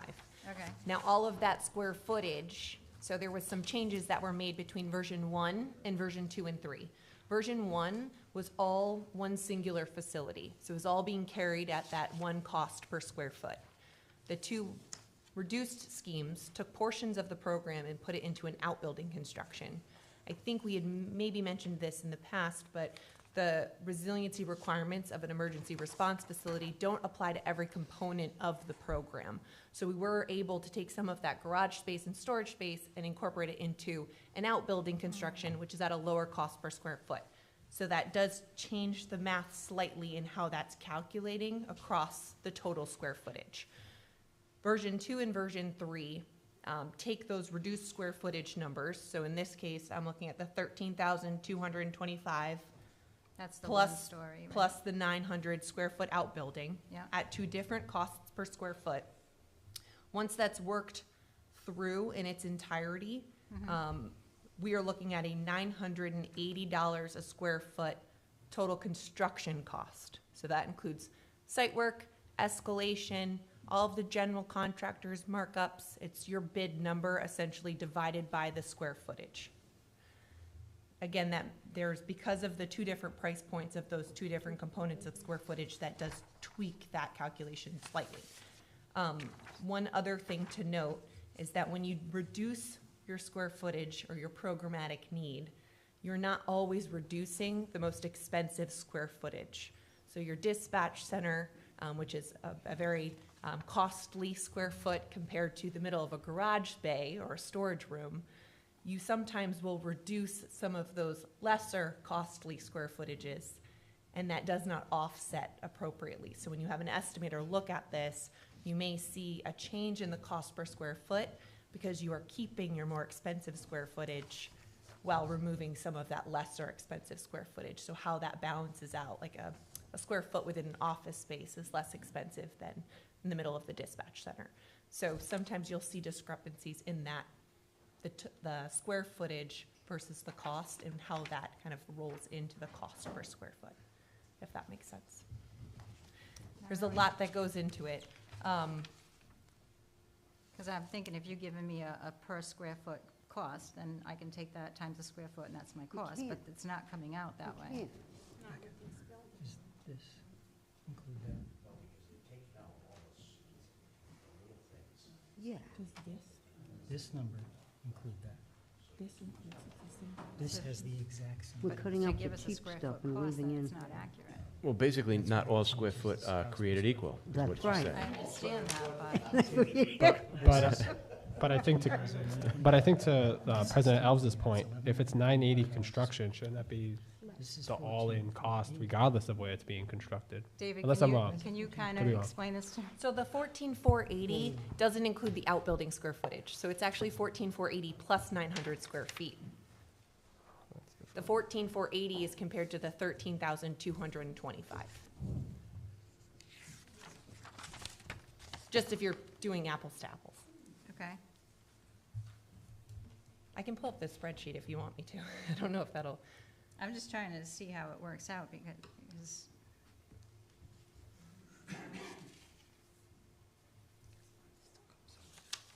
it's still 15 million, not 17 million. I don't know.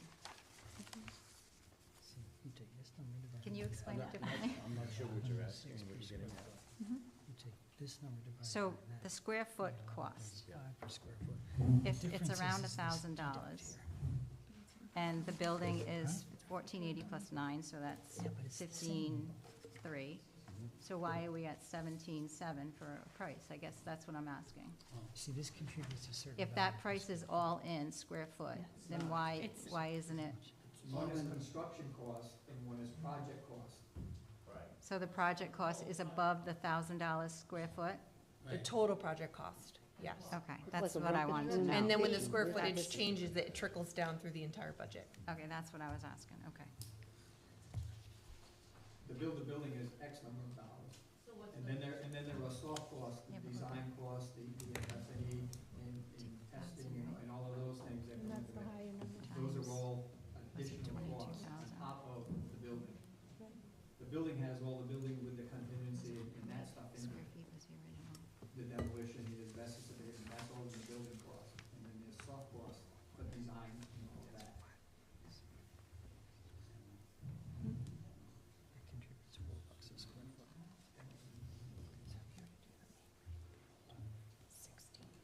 Is that right? Is that right or wrong?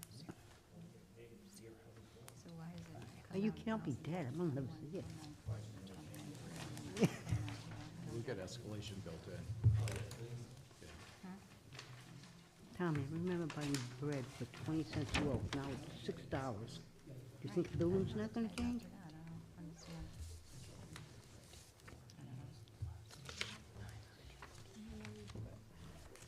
You see what I'm saying?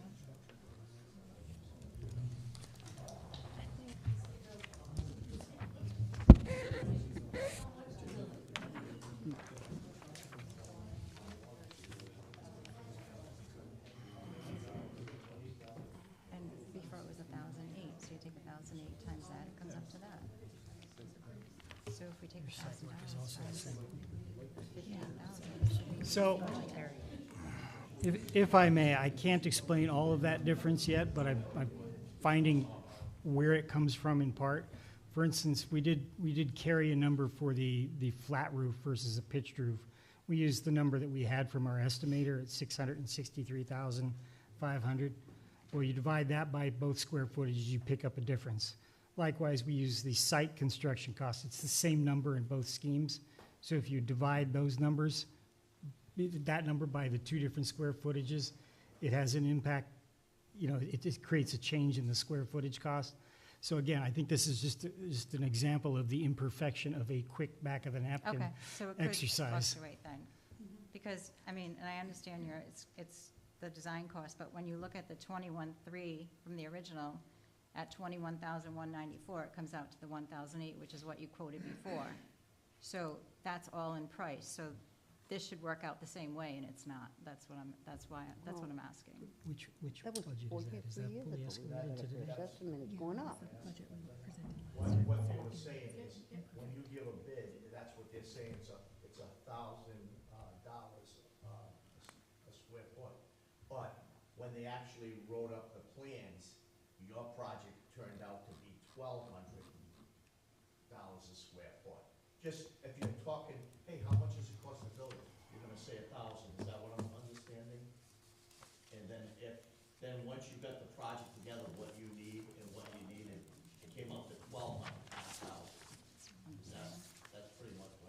And Tommy, materials went up tremendously. It doesn't even matter about materials, it's a matter of the construction, or what you guys wanted. The I mean, number, like you say, the first you number could that put a everyone's flat given. roof on, you could put a flat roof on, or you could put a nice pitch roof on, and then it would increase the To building. increase the cost. So you could do $1,000, but have a flat roof, But or whatever you do. the issue is the first number that we had and the second number that we had were done with estimators doing it. This was just done real quick and doing a quick extrapolation saying, oh, we reduced the square footage, and but it's not equal. Okay, so this price could move further down possibly, or up, I guess. It should Yeah, go well, down. if you wait, it always goes up. Yes, it can move. You still have control. I mean, you know, again, we haven't even designed anything yet, so you still have a lot of control over where the number comes in. The further in the design you go, the less control, the less ability you have to significantly impact the cost. So, you know, at the end of the day, we always talk about the number one driver of cost is square footage. It's the biggest impact. You know, when you build a house, for instance, everybody talks about it's the finishes that matter. Police stations, these kinds of buildings, it's the square footage that matters. Okay. I believe that we can track down that discrepancy that you're seeing. But do you understand what I'm saying? Yeah, Yes, I hear what okay, you're saying. You see what I'm saying, right? Because it was 1,008 and now it's like 1,200. Yeah, so we I'm just need to make sure everything is apples to apples all the way through. That's and I fine. can find that That's for you. fine. And Madam President, if it would be helpful, we can provide the full budget sheet for each of these options for your review, so you can see each component, how That would they be add great. up, and you can compare them. Just so we can see it. Absolutely. Thank you, appreciate it. All right, any more discussion on this item? We can move on. Just one quick question. If you have a pitched roof, as opposed to a flat roof, do you, when you do the, pitched roof costs more money? Yep. But did you just increase storage space by doing a pitched roof? I mean, you can get some No, attic but space, snow right? and It, everything it varies a lot because if you do trusses up there, you haven't increased any storage space. Yeah, you've Okay. created volume, you've got a nice pitched roof, you haven't created storage space. If on the other hand, you know, you plan that space to capture some of that attic space, which we do, often do that for mechanical equipment, then yes, you can get some more value out of that. So for instance, you know, there's what's called attic trusses, where there's a piece in the middle that has an opening in it that you can use. And we've done a lot of buildings where we put our mechanical equipment space up in there. Makes your mechanical equipment last longer, and, you know, you get a little bit, you get that extra space at a sort of a bargain price, if you will. Right. You know, this building has a bit. Going out to RFQ or RFP yet? No, we We gotta, have to put out to the voters and stuff. I mean, is there any type of design where you could even come close to putting that out to RFP or? No, we haven't designed based on this reduced program at all. No. So We- you really shoot from the hip, I mean, because once you go out to RFP, that all changes, trust me. You know, right. That number would almost probably knock you off your seat there when it comes in. Yeah, so this is just very preliminary, which, you know, we're trying to gather as much information as possible so we make a decision that's palatable for the residents, right? So that when we get a number, it's the number, and then we can tell you exactly what it's gonna be on your tax bill every year for 20 years.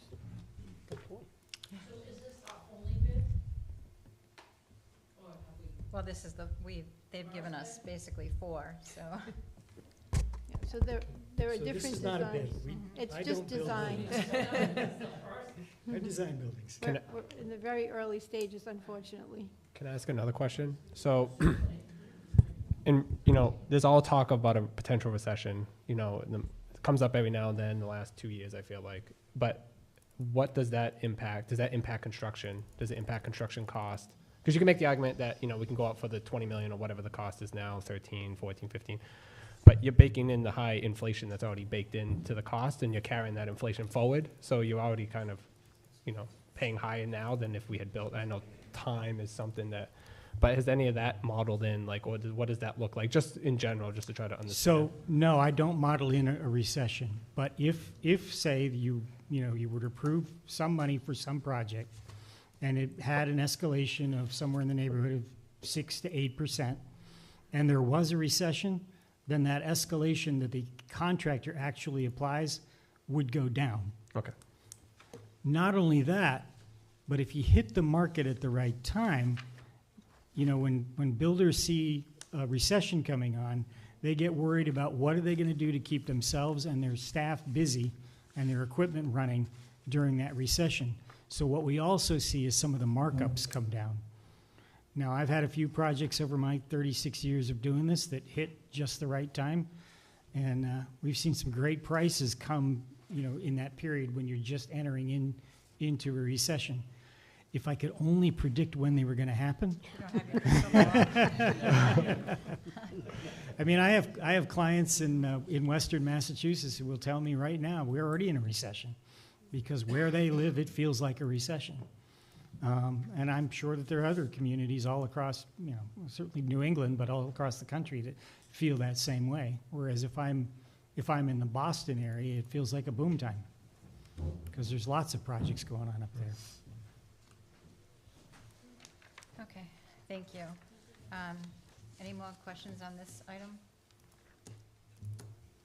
All right, let's go to discussion by council vote or other action regarding design development for immediate repairs to the existing police station from Tecton. Do you want to go back to that item number? So we're just have a quick update. Not much has changed since last time we were in front of you. We had previously presented and the council previously approved for our hygienist to get out and do some testing of the. I'm sorry, excuse me, Mike. Excuse me. Administrator, can we have this later? Thank you, I'm sorry. No worries. So we had previously presented that the council approved that the hygienist go out and do some testing on the assumed asbestos-containing material on site within the existing building. Those tests and site visit is currently underway. So there's currently no update. We're waiting on those tests, and once we have those results, the contract documents could be fully compiled and ready for bid. Okay, thank you. Well, we're currently close to 90% complete with the design. Correct. The documents are just sitting, waiting for that final report and any required modifications. Okay. Thank you. Anyone have any questions on that? No? I was just wondering, do you have any idea when that might be available? Just, you know, won't hold you to it, but just ballpark. I would say probably by the end of the month. Okay, we great. would have Yeah. those results back, that's and we fine. would Yeah, be just able to wanted to know. incorporate any Sure. necessary modifications. Okay, good, thanks. So will you be back to discuss those, or will you just give it to the board to bring back to us, or how is that going to work? We're happy to come and answer questions if you'd like, but, yeah. No, Separate contract. that actually has some fee left in it for that, so we're fine there. Thank you. All right, C, discussion by council vote or other action regarding a ballot question for the replacement of the existing police station. 1, potential date. 2, enabling legislation, General Assembly. 3, ballot language and bond council. 4, Secretary of State. 5, financial advisors, PFM Financial. I don't know if we really want to talk about this tonight. I think we have a lot more work ahead of us before we start going down this road here. We did have bond counsel here, as everyone knows, and she kind of gave us some ideas on what we could put on the ballot or how she might recommend doing it. And, you know, the dates that we kind of need to shoot for if we're going to go for the special election. You know, we're waiting to hear from Steve Massaroni to get some feedback from him. So I think we have everything pretty much lined up. It's just, I think we're just waiting on some of those answers, so. I know the one thing that Ms. Corno did mention, though, is that the language question should be getting, and I know that you requested it of the solicitor, have that question developed and everything, so we can get it to the general, you can get it to the General Assembly sometime around April 1st. She said that was like a good date. You can do it later, but she mentioned that. Right. I don't think, based on what she said, is the language is important to get it to the General Assembly, but it doesn't dictate an election day. it's the language that gives you the opportunity to have an election with a dollar figure on it. Yeah. I mean, I think we all agree this has to be done, but I think before we decide, I mean, I'm just one of the council, but I personally would feel better if we had some public meetings and get some feedback from the public and, you know, let them see, you know, maybe not the new rendering, but at least kind of see what the building could potentially look like, you know, give or take whatever size of the building we go with. But I definitely think we need to have a couple of public meetings and listen to some discussion and let, you know, get some feedback so we know exactly what to put on the ballot question, whether it's going to exceed a certain amount or do we have to have two different ballot questions or two options. You And know. I think that's, the best way to do that is to have public meetings and do like we did tonight. Have people ask us questions and have people think about what they want to do. And we know we work for them, it's not the other way around. So I think it's very important to have those, you know, whether we put something on the website or we have it on social media or we have public hearings or we do Zoom meetings or all of the above. You know, try to get as many people. I mean, I met somebody today, I don't know who I was telling recently, but who lives in town, and I said, well, I gotta go because I have a meeting this evening about the police station, and she said, are we still talking about that? And I was like, what is going on? How come you don't know? The average person still doesn't know, and that's very. The average person, no, the average person will care when their tax bill comes and they say, what the heck happened? You didn't tell us this is what, you know, and that's what none of us want that to happen. We want to be very transparent and very, as accurate as we can. And if, you know, something happened, okay, but we want to do our due diligence and say, all right, this is it. You tell us if you want it, we're not telling you. It's the other way around. So we've got to do these things first. So just really quickly, I found 9 or 10 items in the budget line item that doesn't change based on square footage. My guess is that those are the contributors to that delta. We can vet that out fully for you, but I think that's appreciate it. Thank you. No, I appreciate you looking at it because I just needed to have it make sense. That's all. Absolutely. Thank you.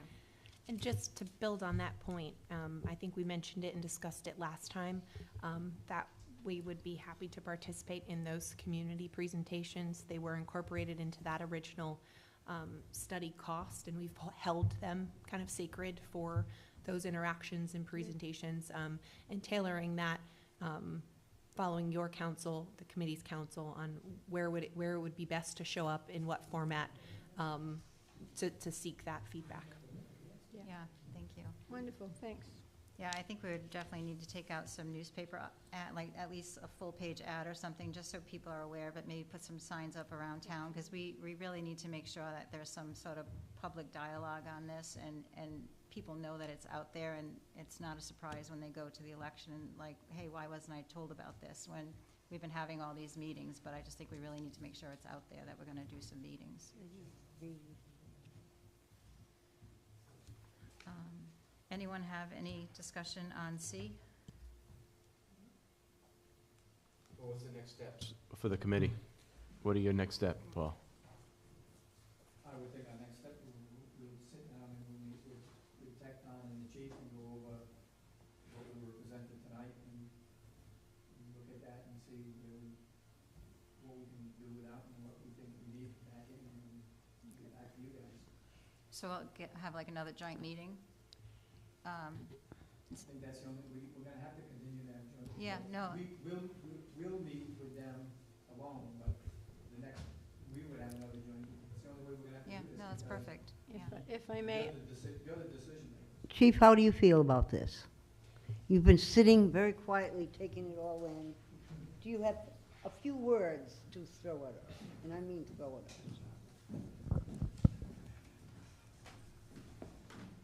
So, as I stated earlier, the town of North Smithfield has never built a police department.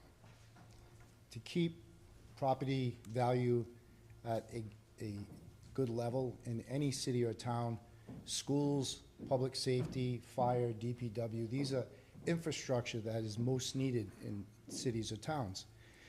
And as I said, this is historic because you've never built a police station. With that said, I said this a few meetings ago.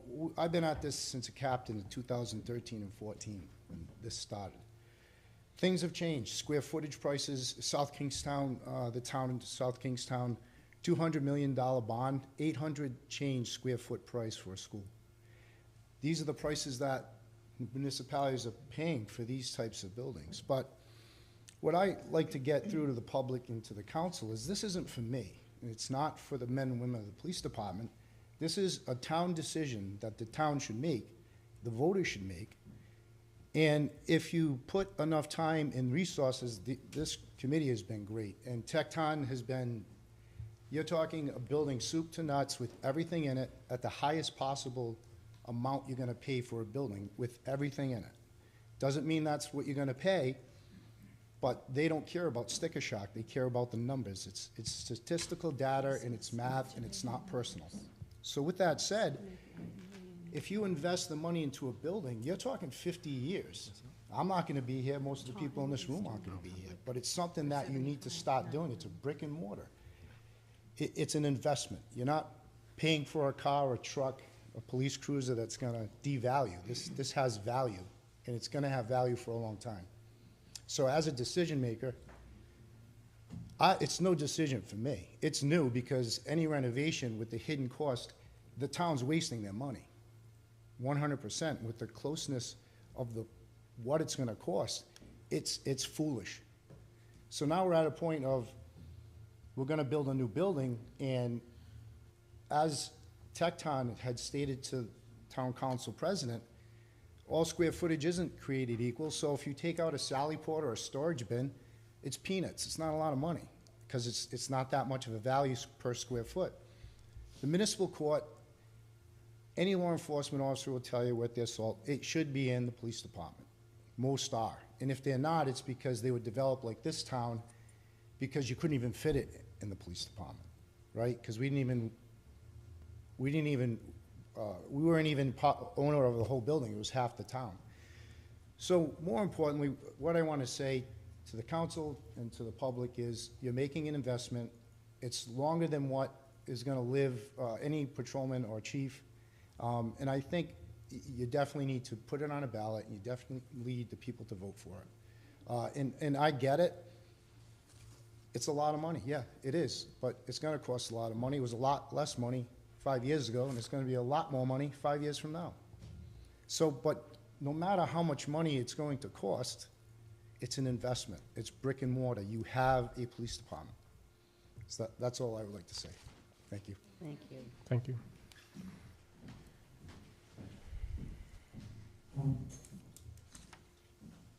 So would the building task force like to discuss the date of the next meeting, or do you want to get back to us on that, or?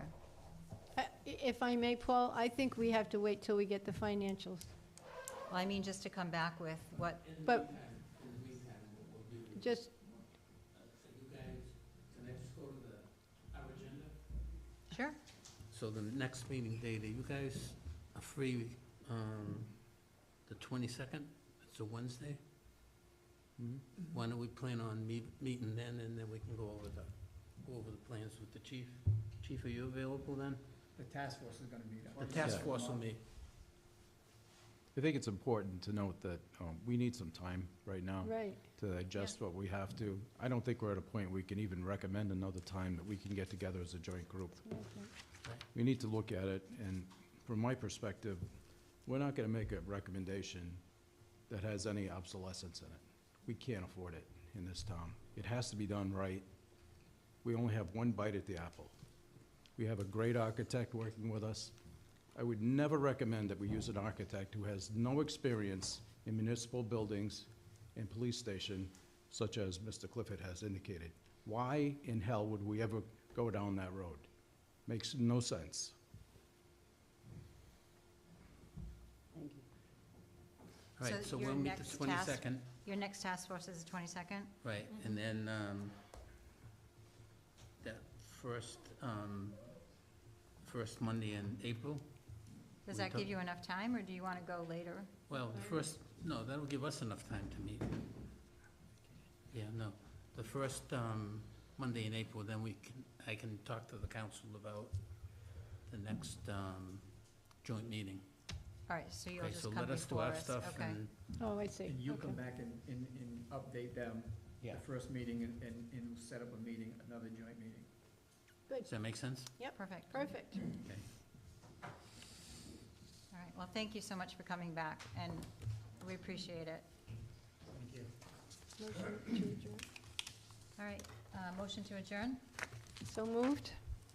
Second. All in favor, say aye. Aye. Motion to adjourn, So moved. second? So moved.